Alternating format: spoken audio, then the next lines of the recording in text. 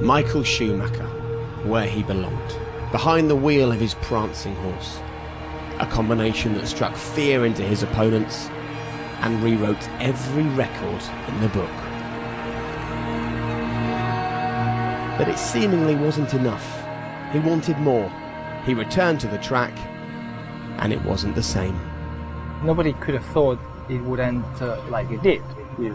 You take a world champion team, end of 2-9. You take Mercedes, and you take me. So you think, well, you've got to be fighting for a championship by that stage.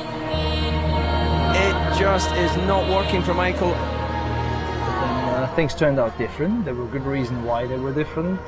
We worked on them, and this challenge of building up a new team again and being in that process was a different challenge than I expected. But I have to say, I did enjoy it, yes, and I still do. Can I enjoy it as much as winning races? No. I mean, it's very clear.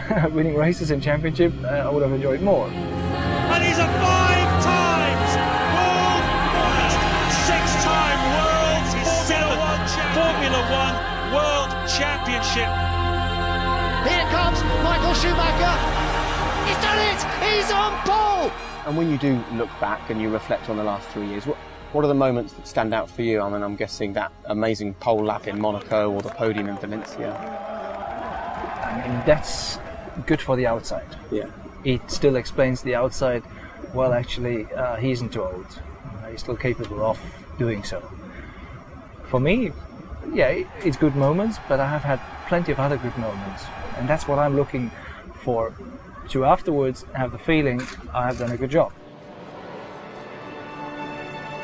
So what was the problem? Some began to question whether he'd lost that belief in himself that made him so special. Was Michael Mark II less sure of himself? People asked me, well, are you still as good as you used to be? I said, who knows? And I don't really know. All I know is I'm still good enough.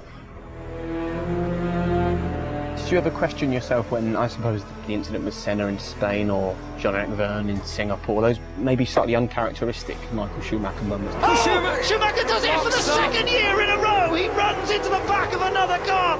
No, I didn't. And actually for the Senna one, there is I think it reflects on why I am what I am. Because I'm so much ahead with my thinking, if suddenly somebody does then something unexpected, then I'm out of position.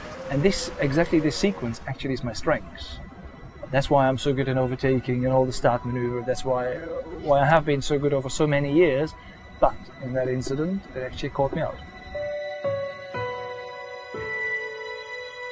Even after the last 3 years didn't come out to what we were hoping and expecting, still, I mean, you look at all of it and you say, it was a bloody good time. And everybody will have a favourite Michael Schumacher moment from over the years. I hope so. Do you have something? Do you maybe not even something obvious to us? Is there something dear to you? No, that forever there is, but it has been very obvious, and it's probably the milestone of what I have achieved is obviously moving to Ferrari. A lot of people questioned that move. It turned out to be the move, and it turned out to be the most successful period I've had. And the moment is obviously Japan in 2000. A brilliant race for Michael Schumacher to win the World Championship, to give Ferrari and Italy their dream.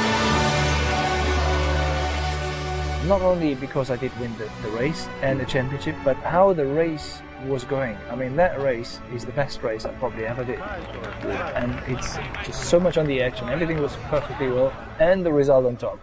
So, that is my moment. And how would you like to be remembered? I said it before. I think I'm just a racer. That's what I am. I'm racing till nothing works, nothing goes. Full commitment. That's what I am, and I go to the edge. I go to the limit. That's my life. But until the last race, then I stop it.